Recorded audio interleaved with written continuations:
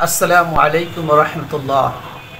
শুরু করছি আল্লাহ তাআলার নামে, যিনি আসমান জমিনের মালিক, যিনি আমাদের রিজিকের মালিক, যিনি আমাদেরকে দিয়েছেন সন্তান। সুতরাং সম্মানিত প্রিয় দিনী মুসলমান ভাই ও বোনেরা, আমরা একটু কষ্ট করে আমাদের সন্তানদের জন্য আজকের এই ছোট্ট দোয়াটি আমরা একটু কষ্ট করে যদি আল্লাহ তাআলার কাছে প্রেয়ার করতে পারি, দরখাস্ত করতে পারি, তাহলে আল্লাহ তাআলা আমাদের সন্তানদেরকে নেককার পরহেজগার বানিয়ে দিবেন। সুবহানাল্লাহ। আমরা সন্তানদেরকে নিয়ে বিচলিত থাকি, পেরেশান থাকি। কেন আমার সন্তান নামাজ পড়ে না? কেন আমার সন্তান রোজা রাখে না? কেন আমার সন্তান সদকা করে না? কেন আমার সন্তান দান করে না?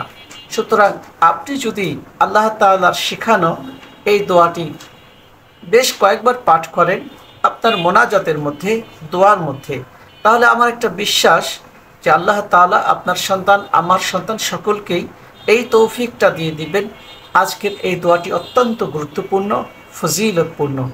আমরা সকলেই সন্তানদের ভবিষ্যৎ নিয়ে পেরেশান, অস্থির থাকি। বাস্তবতা ঠিকই আছে এরকম। সত্য হচ্ছে আমাদের সন্তানদের নিয়ে, আমরা তাদের ফিউচার নিয়ে, ভবিষ্যৎ নিয়ে অনেক পেরেশানিতে থাকি, টেনশনে থাকি।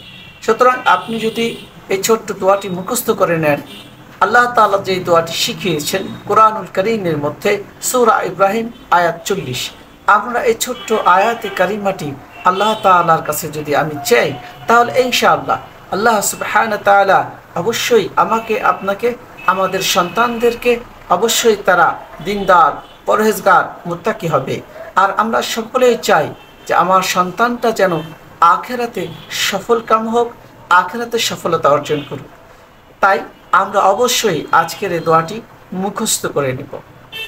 আজকের এই আমলটি যদি আমরা বিশ্বাসের সাথে, ইয়াকিনের সাথে করতে পারি, আল্লাহ সুবহানাহু ওয়া তাআলা অবশ্যই আমাদেরকে আল্লাহ তাআলার এই শেখানো দোয়ার উপরে আমরা আমল করলেই আল্লাহ তাআলা আমাদের সন্তানদেরকে ভালো করে দেবেন এবং তারা নামাজি, পরহেজগার এবং দুনিয়াতে তারা সাফল্য অর্জন করবে, আখিরাতেও সাফল্য অর্জন করবে।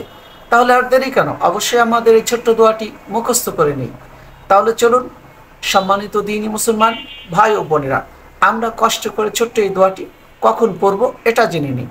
আমরা আমাদের সন্তানদের জন্য, দুনিয়া আখিরাতের কল্যাণের জন্য আমরা কখন পড়ব? আমরা ফরজ নামাজের পরে এই ছোট্ট আমলটি করব।